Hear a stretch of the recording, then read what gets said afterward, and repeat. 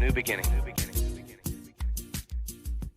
Welcome to the Grief Dreams podcast. This is Sean Ram alongside Dr. Joshua Black, and here we are doing the second part of our 2020 Grief Dreams recap episode.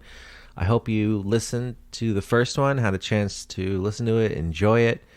And here's the second part, which starts off from episode 165. That's right, Sean. 165 is where we begin in this recap episode. And here we have Flora Baker, who is a travel writer and author. And so she talks about here the death of her parents and the dream she had afterwards, where the theme is, which is very interesting, that we hear a lot about, is where they notice a person is in the dream, but it's been a mistake and that they're actually alive still. The dreams that I do have about them, they're never dead. I've never had those dreams where I'm watching them die or the knowledge that they have died. It's always to do with them being alive and having been a mistake, and me having to readjust to the concept that they didn't actually die. But I've spent the last however long getting used to the fact that they died. But actually that's all misunderstanding. And actually I have to kind of readjust my thinking. And it's more kind of a stress and a struggle that's on me rather than a situational thing that's happened. Thank you, Flora, for coming on the podcast and sharing time with us. Next, we have with us Dr. TJ Ray, and she appears on episode 166. She is a professor of religious studies and author, and she shares a couple dreams she had of her brother. It's been the seminal event of my life. You know, there's not a day that goes by when I don't miss him and think about him. And because I was closest to him and my siblings, I thought, well, I'm going to have dreams about him, you know. And everybody was having dreams about him but me. And that's when I realized there's actually a competitive nature within families. That's one of the dynamics when we're talking about grief dreams. So they were dreaming about him, and I was finding myself getting jealous. This is ridiculous. My sister's grieving too. Why am I feeling this way? And it took probably, I'd say, 6 months before I finally had a dream about him. The first one was very frustrating. It was, I classified the dreams into 4 different areas: message dreams, visitation dreams, reassurance dreams, and trauma dreams. And there are more classifications, but just for ease, that's the classifications that I used in my book. But anyway, this would have been, I thought of it as a trauma dream. And it's a fairly common dream, so you've probably heard of something along, not exactly, but along these lines. But I dreamt I was in a car park, parking garage. And I got out of my car, and I could see ahead of me, I could see my brother walking ahead of me. And he had his coat on, and I've known him all my life. I know how he walks, and I knew it was him. And I stood there for a minute, and I thought, oh my God. And I started to run after him, and I called his name, and he kind of half glanced over his shoulder, and I could see his profile, but not his face. And then he was kind of hurrying up, and I started running and crying after him and saying, stop, come back, stop. And then he started to run from me. And by that time I was hysterical, and I woke up. So, when I ask people about their dreams, I always say, how did you feel when you woke up? Well, after that, I was traumatized when I woke up. I was so upset. And it took a while to have any more dreams about him. But I just want to mention one thing. So everyone's having dreams of him, and when you have your dream, he's running away from you, right? Like, he's running away. What that would do to you, I can't understand. Yeah, I couldn't fathom. It was unbelievable. And I had been feeling since his death the call to write this book, and I kept dismissing it. I'm like, I'm not going to write about this. I don't have it in me right now, But I do feel like he was part of that, which is a separate story. So a few months later, I dreamt that I was having people to my house, and they were in my dining room, which is not very big. But I had a dining room table and there were no chairs, just all the food was set up on it. People were standing around, whatever. And there's a mirror, though, in my dining room. And I was setting something out on the table, and I looked up in the mirror, and I could see him in the mirror. And he was behind me. and he was looking forward. I looked up, I saw him in the mirror, and I turned around. This is, of course, in the dream. Turned around, and he wasn't there. And then I turned back around and looked in the mirror, and he was in the mirror, and he nodded and he smiled, and then he held up his glass to me, and then I woke up. And so that was very comforting. It sounds a little strange, and other people said, oh, that would have been upsetting, turn around and have him not there, but he was there in the way he could be there, you know. So those are the two, like, these were probably the most pivotal dreams that I had, the ones that I remembered. And the mirror dream, when I woke up, I was like, oh, he is listening. He does hear me, you know, talking to him at night. He knows how much I miss him, you know. And so that did offer me some comfort. Another dream I had was, we used to love, he and I were the only kids who liked, it's called Swedish fish. It's a candy. And they're little red, chewy, like gummy bear kind of candies. And you usually had to go to a candy shop to get them. And so I had a dream that we had a little white bag with Swedish fish in them. And we were leaning against his car, eating them out of the bag. I don't know what we were talking about, but we were laughing. And my brother and I together were very, very funny. So I always feel like I lost my sidekick, you know.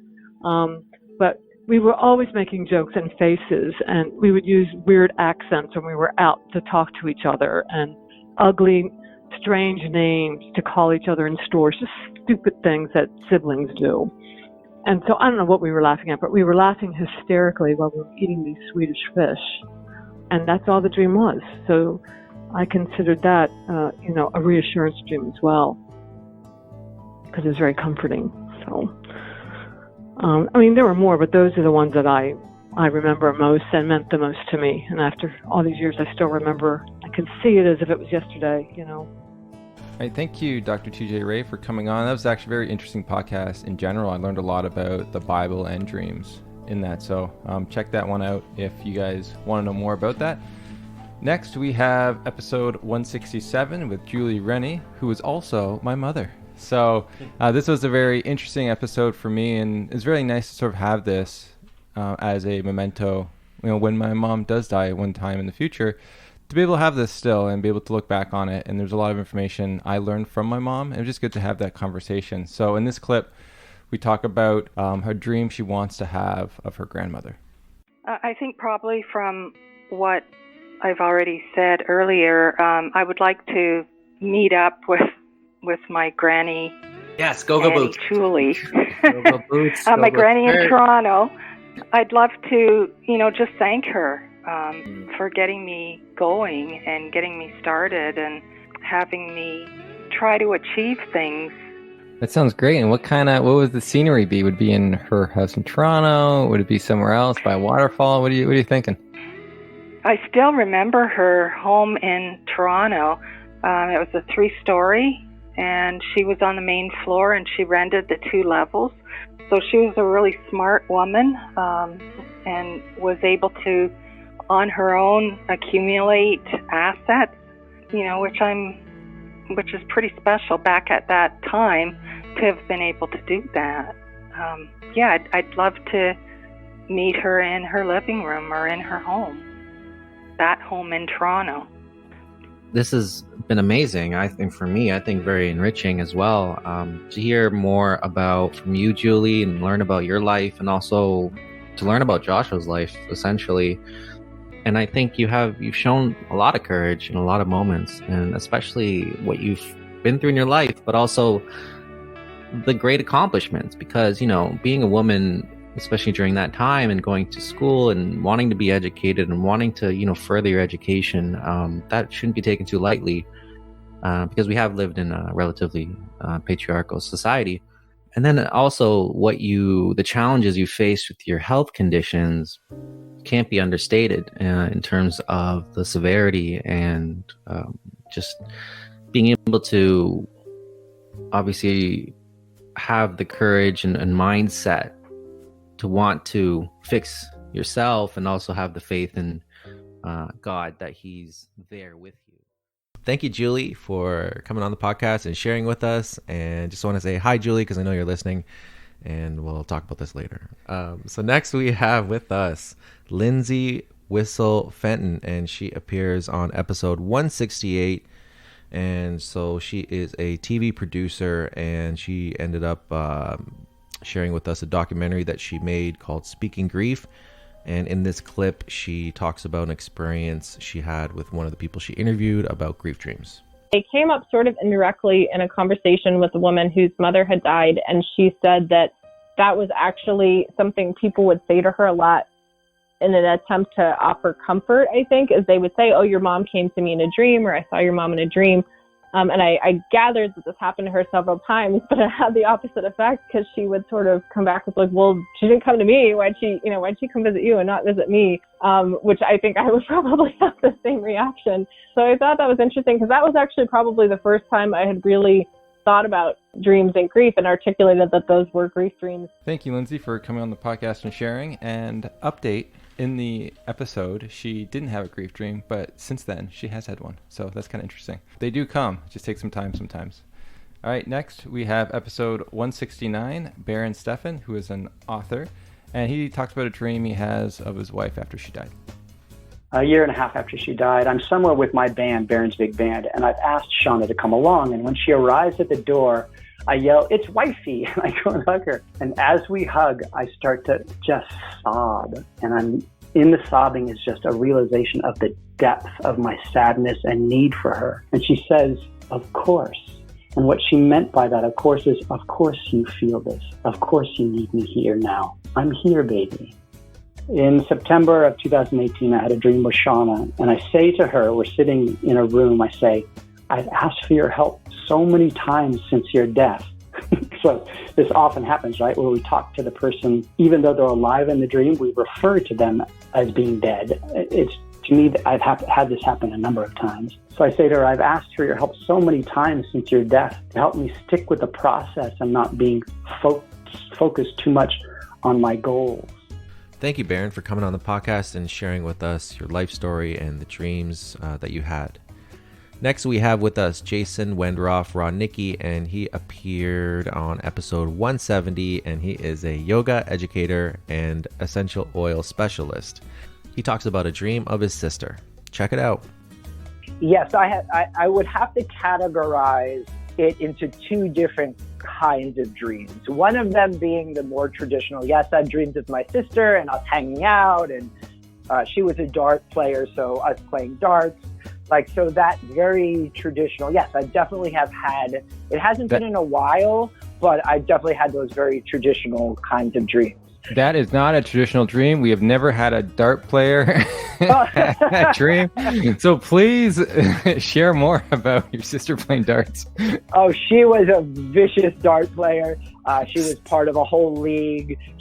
I went over there one time, and I remember, we played darts together, and I know she let me win because there's no, I don't play darts, and she just let me win. So she was a very avid competitive dart player. And so, I've had a dream where we would play darts together, but it was that one felt like there was a narrative to it. There was me in the experience of the bar, of the dartboard, of me throwing the dart. Thank you, Jason, for coming on the podcast. Next, we have with us from episode 171, Patricia DiPachoto. And she's had a very eclectic life, moving from many different countries, ended up in New York City doing art tours. And yeah, she had some grief dreams of her mother during the Jewish funeral process of Shiva. Check it out. And then during Shiva, what happened, so my mom passed on a Friday night. So Friday, Saturday, I don't remember dreaming about her. But the entire week, from Sunday to Sunday, I had dreams every single night. And every single night, there were different scenarios of her dying. So either she was, dying and I was in the hospital cafeteria and they were calling me to go upstairs. Or, I was having a burger at Burger King near the hospital and they called me to say your mother had passed. So every night I had those different scenarios of her, dying. And seeing her the way she was at the end. So sick, very skinny, no hair, really, dying. And on the 7th day, so that Sunday morning, it's a week after her funeral, I dream of her, and she was standing by her hospital bed, and she was wearing the hospital gown, but she had hair. She was skinny, but not, sick skinny. She was normal. Her appearance was normal. She was not wearing makeup, but she had some hair. She looked good. And I looked at her and I'm like, what are you doing? You cannot be, standing by by yourself. Like, do you need help? Do you need to go somewhere? And she's like, no, I'm fine. I'm not in pain anymore. I'm totally fine. And I woke up. And for me, that was, her telling me that she had crossed, because for the first time after a week, I was finally dreaming of her, not sick. I mean, she was still in the hospital, but her appearance was normal. And she had hair, and she was standing up, which she wasn't able to do in the last, 2-3 months before dying. And she was just telling me that she was fine now, that she was not in pain anymore, and that she was in peace. And this is when I really started, believing in those dreams, because I imagined that for the first week of the Shiva, when I was dreaming of her dying, that was just the trauma of being with her in her last moment. And that this dream might happen over and over again, because seeing her last breath was very traumatic. Although I wanted to stay and I wanted to be with her, it's still an image that, will stay with you for the rest of your life. But after that day, I never saw my mother sick again in a dream, never. And I've been dreaming of her so much. Thank you, Patricia, for coming on the podcast and sharing with us. Next, we have from episode 172, Shelby Forsythe, and she is an author, podcaster, and certified grief recovery specialist. And in this clip, she talks about adding grief dreams to her new book. Check it out. Let's actually talk about you putting grief dreams into your book. I think that's fascinating. This is one of my favorite parts, because I think we mentioned this before we hopped on the mic, but so many people talk about grief dreams and wonder if they're normal. And every time I see something like that, whether it's online or if I'm working with a client, I'm like, you've got to look up grief dreams, because it's the one place that I've found on the internet that describes them, that asks people to share them in a group, that studies them, that writes research about them. Like, it's so comprehensive and so helpful and validating, because people think I'm crazy, there's something wrong with me, or I'm tormented by this, or I want to have more of them. That's the camp that I sit in, is I want to have more grief dreams. But I felt I need to include this in the book, because this is an experience of grief that just about everybody has, but nobody talks about. It's very frustrating to see and acknowledge, because in Native American culture, something that's been quarantined, ostracized, and oppressed here, especially in the United States, dreams were very important.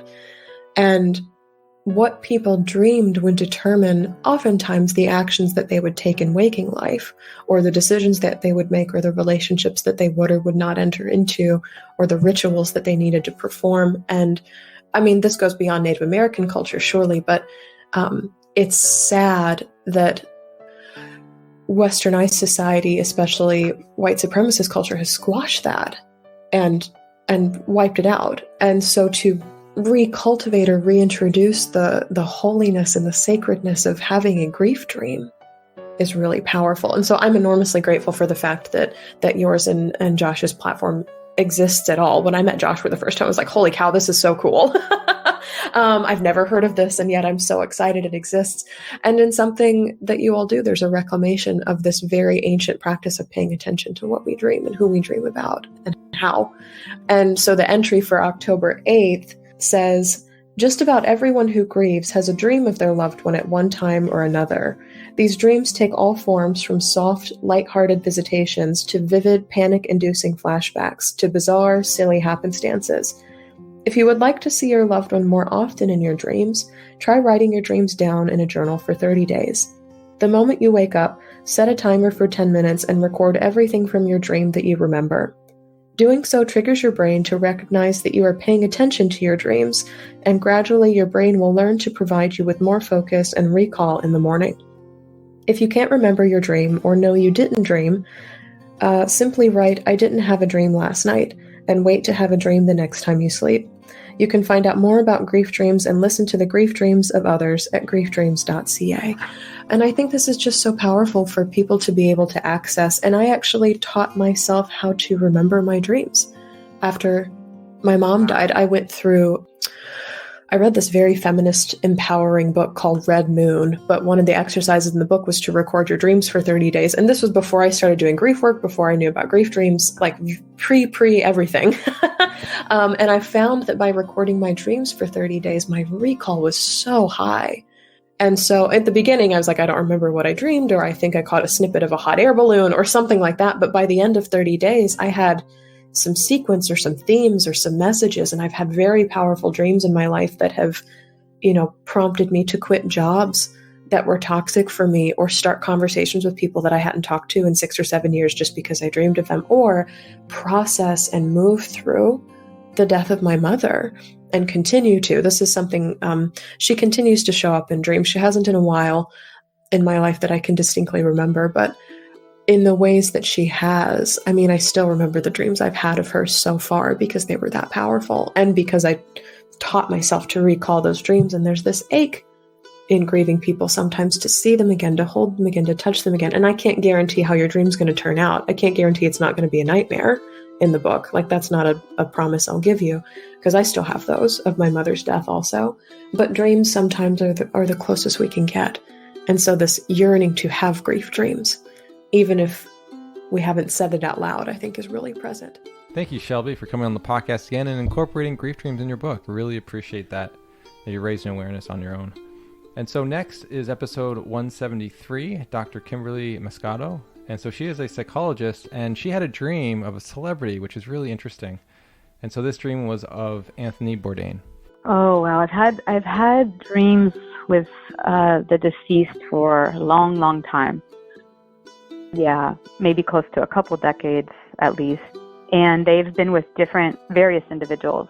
They've been with people who are more like acquaintances, strangers, and mostly relatives, which I love those dreams because I came from a really large family where I had known some of my relatives that were great aunts. Some had lived to be 101. So knew my, great grandmother. So it's so great, many of my grandma's cousins. So it was so great when they would come back in dreams because they were highly nurturing, amazing women in my physical life, as a child. And then to have them come back in dreams I'll say, because it continues to happen. I even had one this month in August, and it's really, really touching. I highly value it. And I try to let them know, because I have a shrine to them set up in my home. And if maybe, for example, they give me a red rose in a dream, I may then go place a red rose on the shrine in this physical, this waking state. And so, yeah, I've had dreams with, I'll tell you one, it was a couple dreams I had. This was with a stranger, was with Anthony Bourdain. That was the weirdest. I'm reading his book right now. I had. Oh, okay. And I was surprised because, I thought his Parts Unknown, series was pretty awesome. And I respected him for how he really humanized all cultures. I had, respect for him. But I didn't read his books. I wasn't a follower. I'm not into all the cooking stuff. So it was surprising when I started dreaming with him. And I had my first dream with Anthony Bourdain shortly after he died. And I asked him, I made reference. I was lucid in it and made reference to his death. And so that was really interesting. Had one later. Hold on. I'm still trying to understand it today. Hold on. So what happened? Did he say anything back? What's going on? You can't skip over this stuff. Okay. Loosely gloss over the juicy bits. This was pretty cool, actually.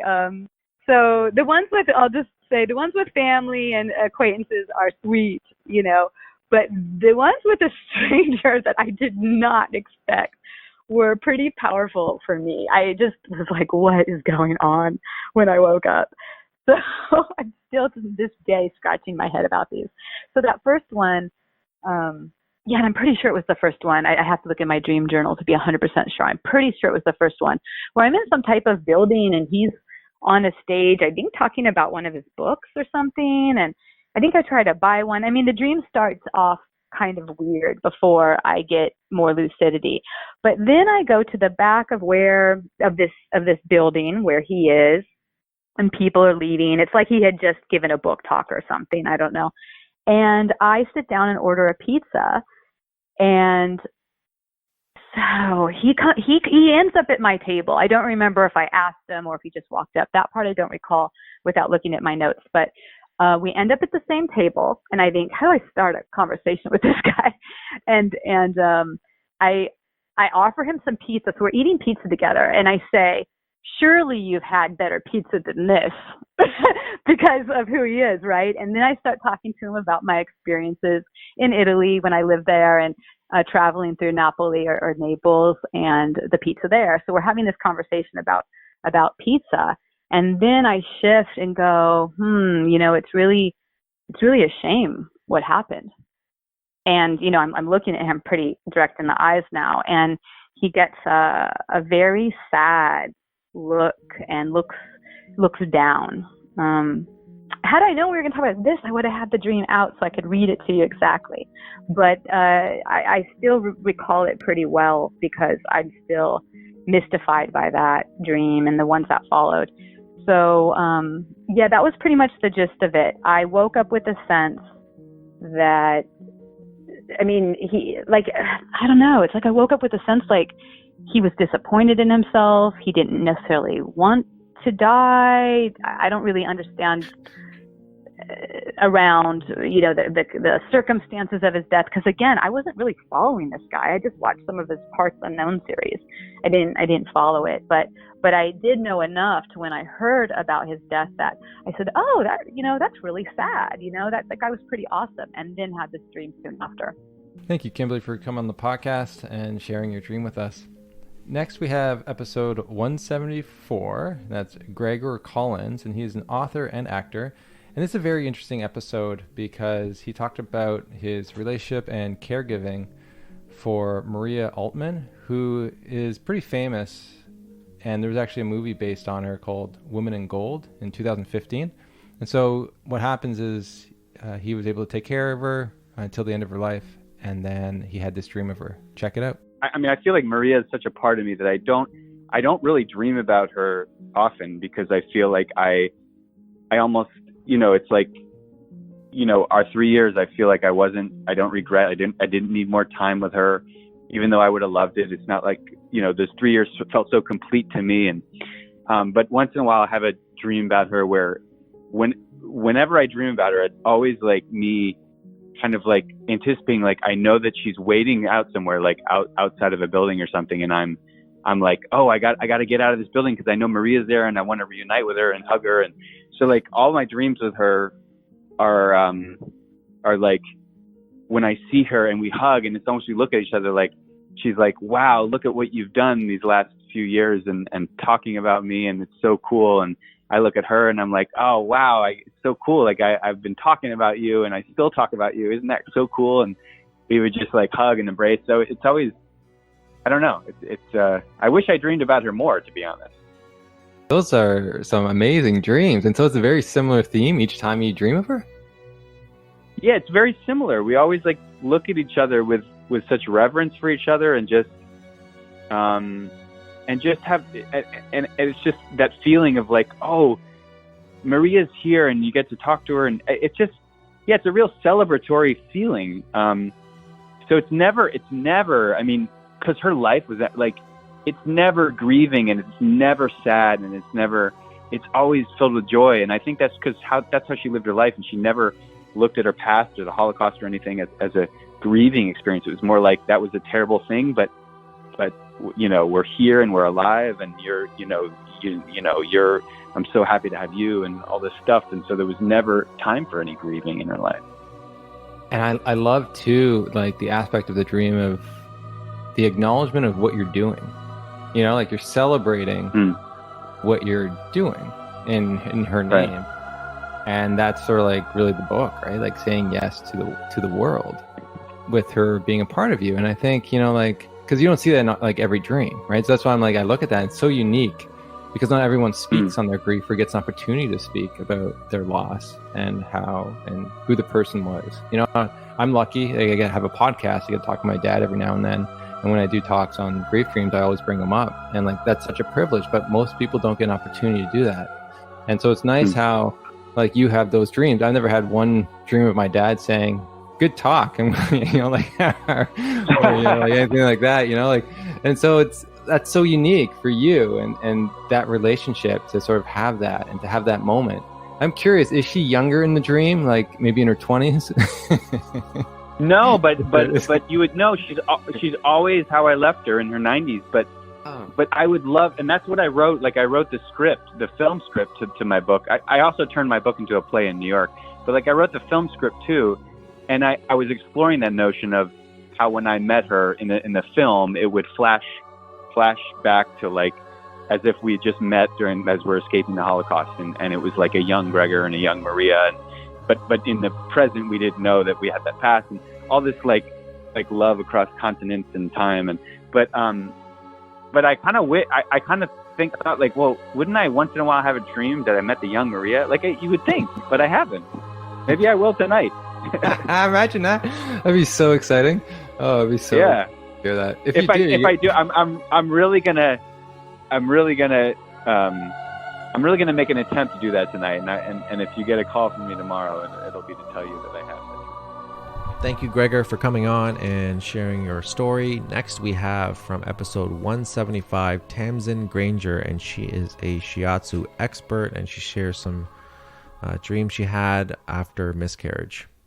The recurring dreams that I've had, which since I miscarried, are about neglecting the babies or the baby. So in the dream, I'm somewhere other than the baby, and I realize that I left the baby on its own, or that I didn't feed it, or that I didn't that I locked it in somewhere by mistake, or there's a whole variety of different scenarios. So I think that because of that, the dream I would like to have would be in some way that something happened in the dream which reassured me that I did everything I could, that it wasn't my neglect or my, something that I did wrong that caused the babies to die. I think that's probably the dream that I would like to have. Thank you, Tamsin, for sharing with us. Next, we have with us from episode 176, Sherry Dunleavy. She is an author and a podcaster, and she talks about not having a dream that her husband actually ended up having a grief dream. Check it out. Have you or your husband had a dream of your son after he died? My husband has. I have not. And at the very beginning, that bothered me tremendously.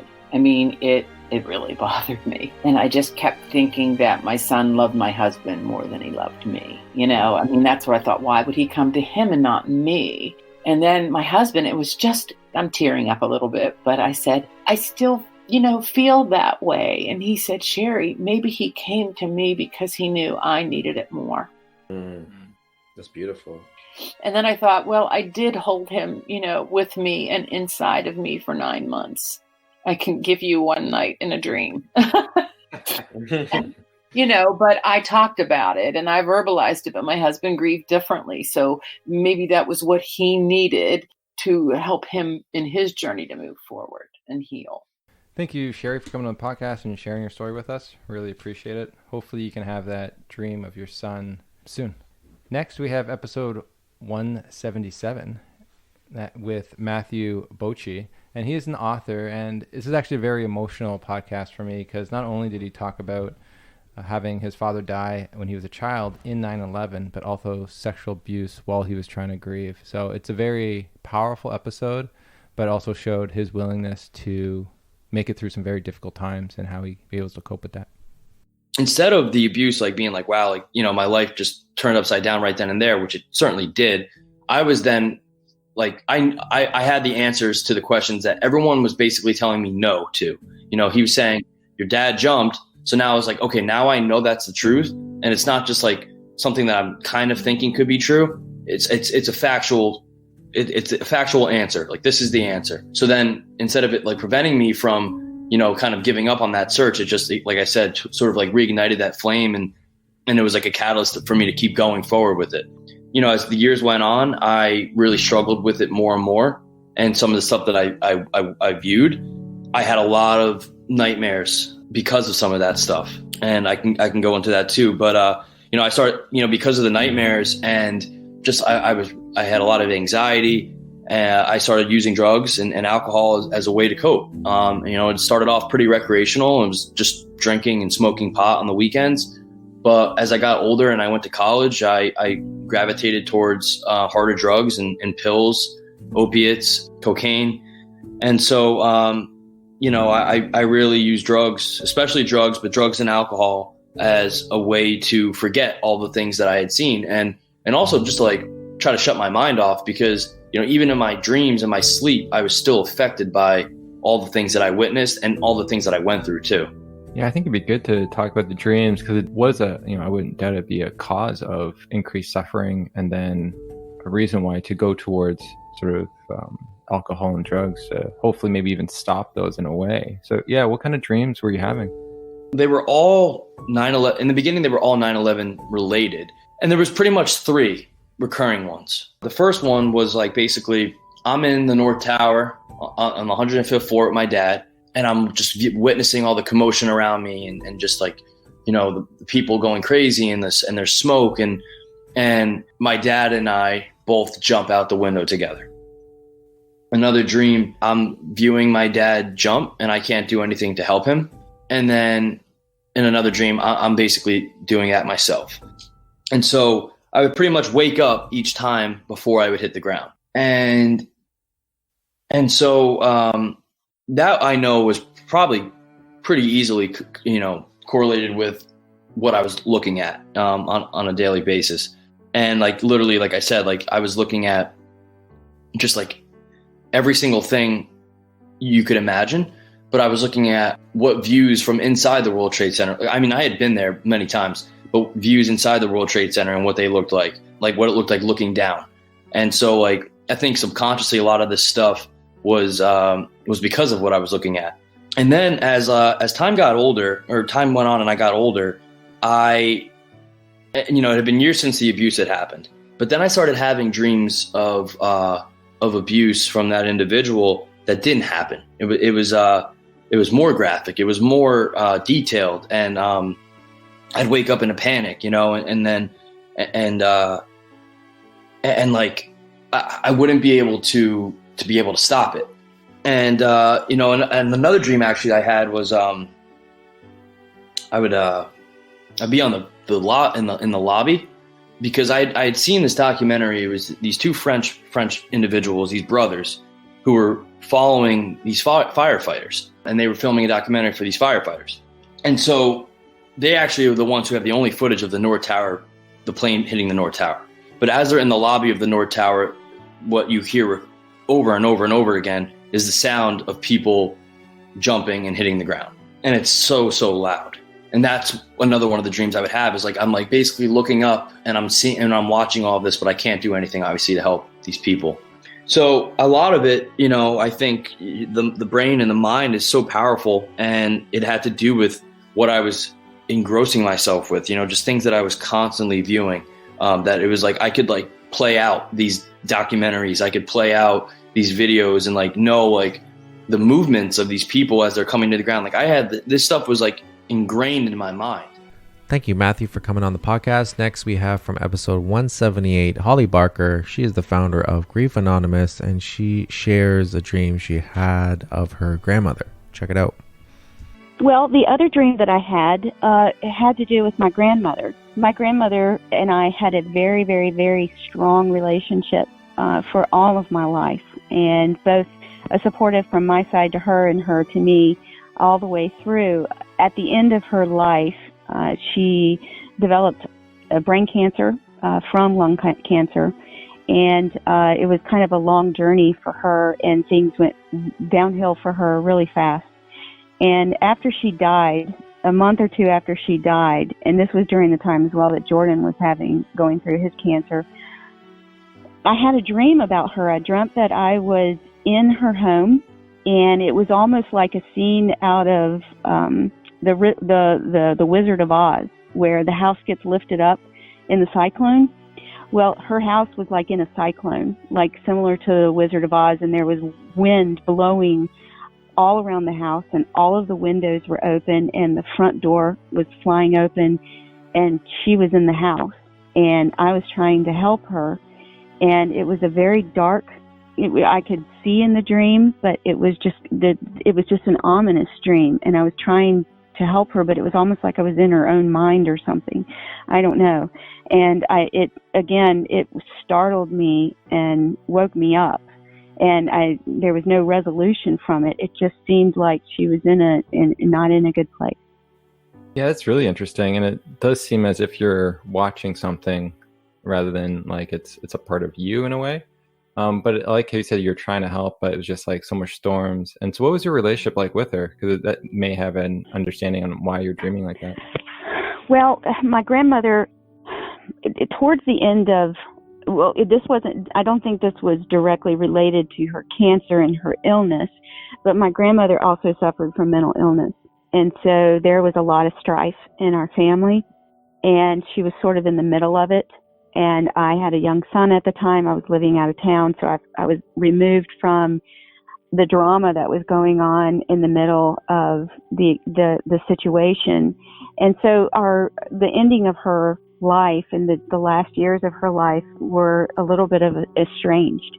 And it was really unfortunate that it was like that. But I think, during the time that she was going through all this, I was also going through a lot of my own things with Jordan's cancer and everything that was going on with him.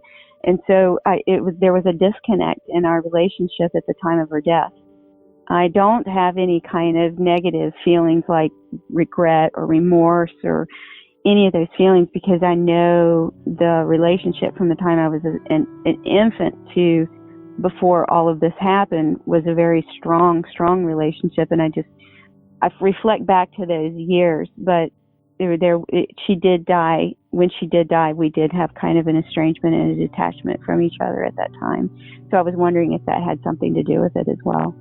Yeah, you would, because just looking at the imagery, you could definitely see you didn't have resentment because you wanted to help, right? So there's that love and compassion that's inside you, but it seems you could say like her mind was her own enemy. And I saw that with my dad, honestly, too, with his drinking and how he approached life. He didn't really he couldn't cope properly, and because of that, his mind was just full of anger and distrust, and so it really limited it on the relationships he could have. And I would say the same thing with probably her. She was going through a lot within herself, and it's almost like a window into her mind, just for you to see what she was dealing with.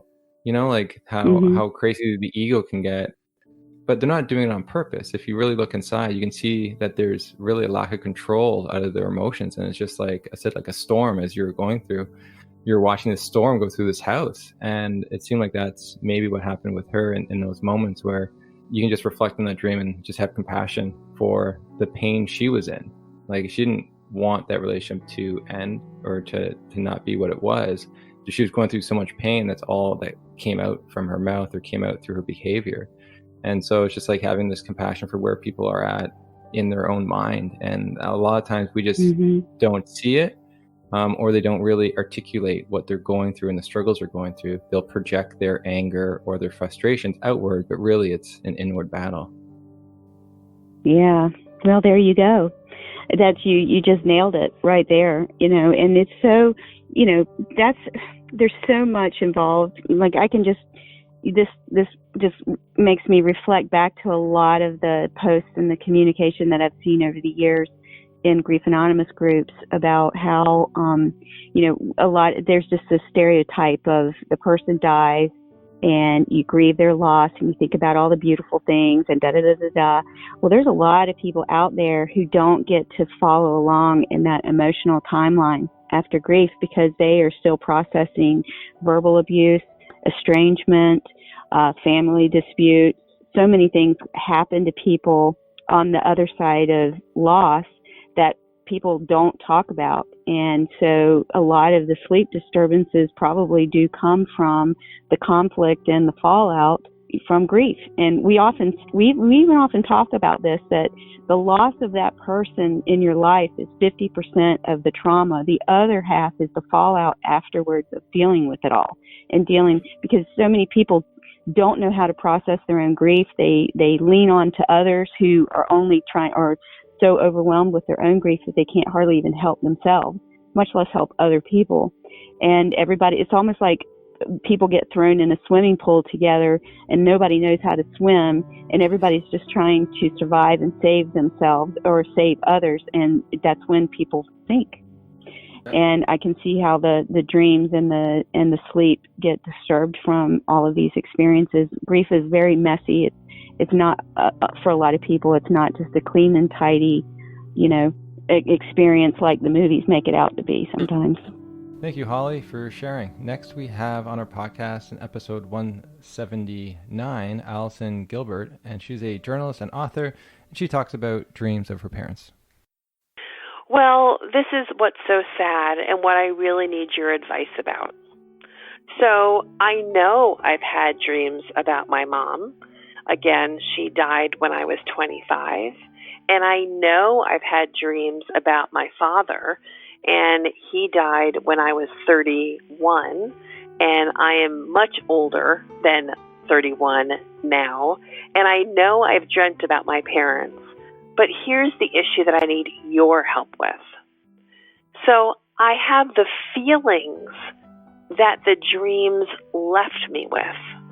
The feelings of feeling warm and loved and cared for, and that tenderness. And I almost feel the heat of that affection, that real sense of heat where you feel another one's presence. But I don't remember long after the dreams are over what we were actually doing in the dream or where I saw them in the dream. So they're much more, when I wake up, they're very visceral and they almost feel tangible. But within moments, I feel like they evaporate. And what I'm left with are the kind of residual good feelings. Thank you, Allison, for coming on the podcast and sharing with us. Next, we have from episode 180, Fox, who is a Canadian artist and songwriter, and she shares her dreams that she's had of her grandmother. My grandma, I think, is the one that I've dreamt the most about since her death. I think I've had one dream with my friend in it, the one who died in running the marathon.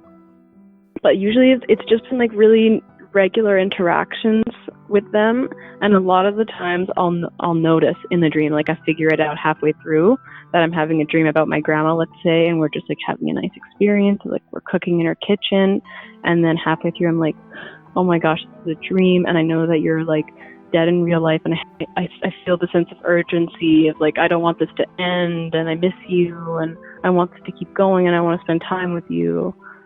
But a lot of the times it's just like us doing stuff that I miss that we used to do together.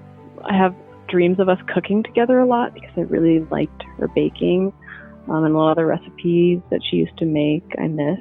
But I almost always have this moment during the dream, like maybe halfway through, where we'll be like making a recipe together and everything seems nice and normal, and then I have this realization that I'm in a dream, that I'm dreaming about my grandma, that she's gone in real life, and I feel this like huge sense of urgency of wanting to cling to that feeling and make the dream last, and then I want to like tell her that I love her. That feeling always comes up too, for sure. But yeah, I always find it so interesting that I notice. Thank you, Fox, for coming on. I really enjoyed chatting with you. Next, we have episode 181, Dr. Leslie Ellis, and she's a psychotherapist and author. And on this clip, she talks about her ambiguous loss of her cat. And so here's a dream that she had during that time. I don't know what happened to him. He just disappeared one day. And I like to think that maybe someone picked him up because he was so beautiful and so friendly. But I really don't know. And so it was kind of a difficult because I kept looking for him and I was dreaming about him almost every night when he disappeared. And in my dream, because he always used to sleep just in the crook of my knee, I would reach down with my hand and he would always be there. And so in my dreams, he was there and he almost felt like I could stroke him and could feel his fur, and it was extra silky, like more silky than in real life. And I dreamt about him. So it's like he kept coming back to me for weeks and weeks, and he would come gradually less often and he was less silky and shiny over time, and then started to just kind of fade away. But those dreams really helped me just to feel his presence. Thank you, Dr. Ellis, for coming on the podcast. Next, we have from episode 182, Bailey Rainwater, who is a Nashville-based singer and songwriter, and she just talks about her experience with grief dreams. Check it out. I had dreams of my Grandpa Roy when I was younger. I don't remember the specifics of them. I just remember that I had them.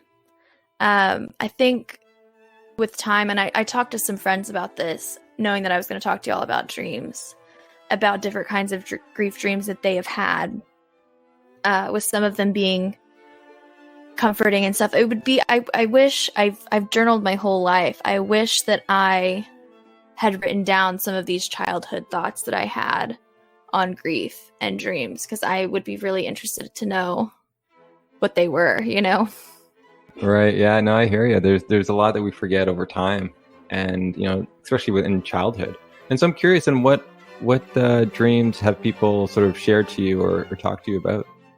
I have had some friends saying that they've had dreams of their grandmothers, talking to them, telling them that they're okay. I had another friend tell me her dad died of COVID earlier this year, and that she's had dreams of him getting out of the hospital and telling her that he's fine, he beat it, he's all good. So things like that. My mom said she had dreams about her dad, but over the years, I guess they've kind of tapered off. So yeah, those are some of the things that people have reached out and told me about. All right, that's a wrap on 2020 Grief Dream recap episode does, because there's two-parters, and yeah, I enjoy doing these every year just to recap and refresh my memory of some of the amazing guests that we've had on, and it's been pretty fun. I can't wait for our 2021 guests coming up next in the next interviews and stuff that we have planned. So thank you for listening to this, and if you want, go back, check out those episodes if it connects with you. If not, stay tuned for some future episodes with some new guests. Perfect. Yeah, great time to wrap it up. So please check out our platform at griefdreams.ca for more information on the topic. If you'd like to contribute to the podcast, you could do so through the show notes, or go on the website griefdreams.ca, where you can also find some learning material, some training material from Dr. Black, and you can check that out. If you have Facebook, you can join the Grief Dreams group. You can share your dreams or hear more dreams of others. We're on Twitter and Instagram at Grief Dreams. And as always, we like to end the podcast with love and gratitude from us to you.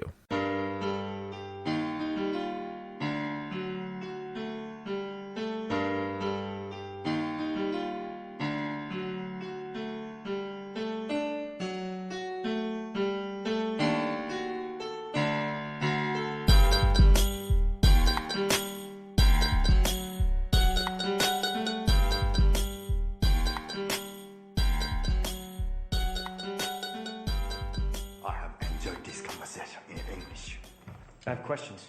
I have introduced myself. You have introduced yourself. This is a very good conversation.